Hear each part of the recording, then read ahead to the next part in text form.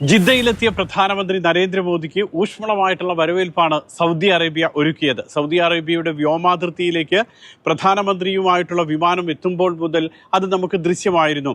വ്യോമാതിർത്തിയിൽ Saudi വ്യോമസേനയുടെ വിമാനങ്ങൾ എത്തിയാണ് പ്രധാനമന്ത്രിയുടെ വിമാനത്തെ വരവേറ്റത്. F-15 വിമാനങ്ങളാണ് പ്രധാനമന്ത്രിയെ വരവേറ്റത്.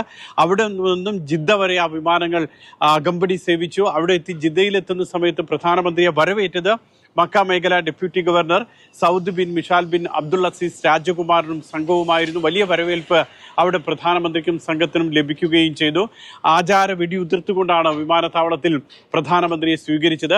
അതിനുശേഷം അവിടെ നിന്നും റിറ്റ്സ് കാർട്ടിലേക്ക് പ്രധാനമന്ത്രി പോയി. അവിടെയാണെങ്കിൽ ഇന്ത്യയുടെ എല്ലാവിധ കലാ സാംസ്കാരിക പ്രകടനങ്ങളോട് കൂടിയാണ് പ്രധാനമന്ത്രിയെ വരവേറ്റത്. ഉത്തരേന്ത്യൻ നൃത്തങ്ങളൊക്കെ തന്നെ ഉണ്ടായിരുന്നു. വലിയ ഇന്ത്യൻ സമൂഹം അവിടെ എത്തിയിരുന്നു പ്രധാനമന്ത്രിയെ വരവേൽക്കാൻ. അവിടെ വെച്ചാണ് പ്രധാനമന്ത്രി ഈ ഇന്ത്യൻ സമൂഹത്തെ അഭിസംബോധന ചെയ്യുകയും ചെയ്തത്.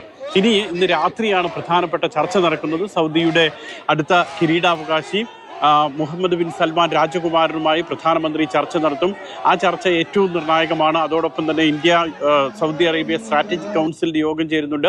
ആ യോഗത്തിലും പ്രധാനമന്ത്രി പങ്കെടുക്കും. കൗൺസിലിലെ രണ്ടാമത്തെ യോഗമാണ് നടക്കാൻ പോകുന്നത്. പ്രധാനമന്ത്രിയും സൗദി രാജകുമാരനും തമ്മിലുള്ള കൂടിക്കാഴ്ചയിൽ ഊർജ്ജ രംഗത്തെയും പ്രതിരോധ രംഗത്തെയും വാണിജ്യ വ്യാപാര രംഗങ്ങളിലെയും ഒക്കെ സഹകരണം ശക്തിപ്പെടുത്തുന്ന തീരുമാനങ്ങളുണ്ടാകും. നാളെയാണ് പ്രധാനമന്ത്രിയുടെ സന്ദർശനം സമാപിക്കുക.